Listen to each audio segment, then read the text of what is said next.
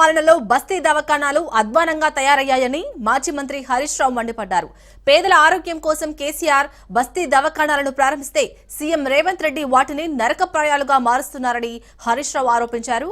పేదలకు వైద్యం అందడం లేదు, డాక్టర్లకు జీతాలు చెల్లించడం లేదని అంటున్న హరీష్ రావుతో మా ప్రతినిధి సైదులు ఫేస్ టు ఫేస్.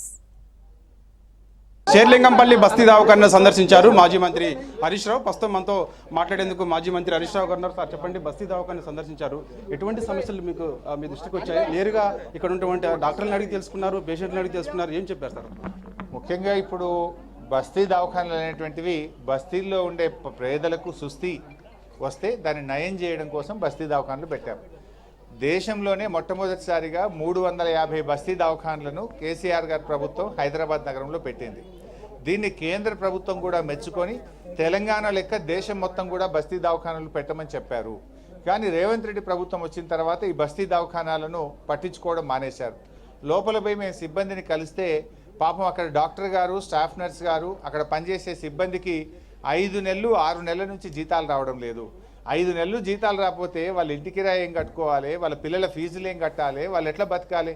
నువ్వు పొద్దుగాలు లేస్తే ఏం ఉపన్యాసం ఇస్తావు, 1వ తారీఖే జీతం ఇస్తున్నా అంటున్నావు. మరి 5 నెలల నుంచి ఇక్కడ జీతాలు ఎందుకు ఇవ్వడం లేదు? 110 రకాల మందులు బస్తీ దవాఖానాలలో ఆనాడు కేసీఆర్ గారి ప్రభుత్వం అందుబాటులో పెట్టింది. ఈరోజు చూస్తే 60-70 రకాల మందులు కూడా బస్తీ దవాఖానలో అందుబాటులో లేవు. అంటే మందులు లేవు, కనీసం మినిమం ట్యాబ్లెట్స్ కూడా అందుబాటులో లేవు. డయాగ్నోస్టిక్స్ ద్వారా 134 రకాల పరీక్షలు గతంలో చేసేవాళ్ళం. కానీ ఈరోజు చూస్తే అక్కడ ముఖ్యమైనటువంటి థైరాయిడ్ టెస్ట్లకు సంబంధించి రీఏజెంట్ సప్లై లేక కూడా పరీక్షలు కూడా నిలిచిపోయినాయి. అంటే నీకు డయాగ్నోస్టిక్ పరీక్షలు నిలిచిపోయినాయి, మందుల సప్లై నిలిచిపోయింది, ఉద్యోగస్తులకు జీతాలు రావు, బస్తీ దవాఖానాలు ఇలా కుంటుపడే పరిస్థితి తెచ్చినాడు.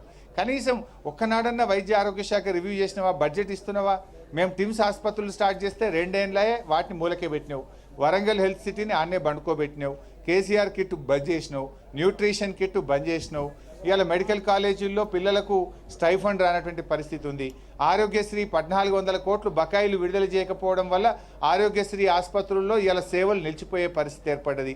Employees health insurance scheme, journalist health insurance scheme 2 కూడా నిలిచిపోయినాయి. మందుల సరఫరా కూడా లేనటువంటి పరిస్థితి ఉంది. పూర్తిగా రేవంత్ రెడ్డి పాలనలో వైద్యం అటకెక్కింది, పేదలకు న్యాయం జరగడం లేదు. అందుకే మేము ఈ ప్రభుత్వాన్ని డిమాండ్ చేస్తున్నాం, ఇప్పటికైనా రేవంత్ రెడ్డి కళ్ళు తెరువు. ఎంతసేపు నీ కిట్టి నిండడం మీద రివ్యూ చేయడం కాదు, పేద ప్రజల గురించి ఆలోచించు. బస్తీ దవాఖానాలో అన్ని రకాల మందులు సప్లై చేయి, అన్ని రకాల పరీక్షలు జరిగేటట్టు చూడు. ఆ సిబ్బందికి పెండింగ్లో ఉన్న 5 నెలల జీతాలు చెల్లించి నెల 1వ తారీఖు బస్తీ దవాఖానాల ప్రజలకు జీతాలు వచ్చేటట్టు చూడాలి.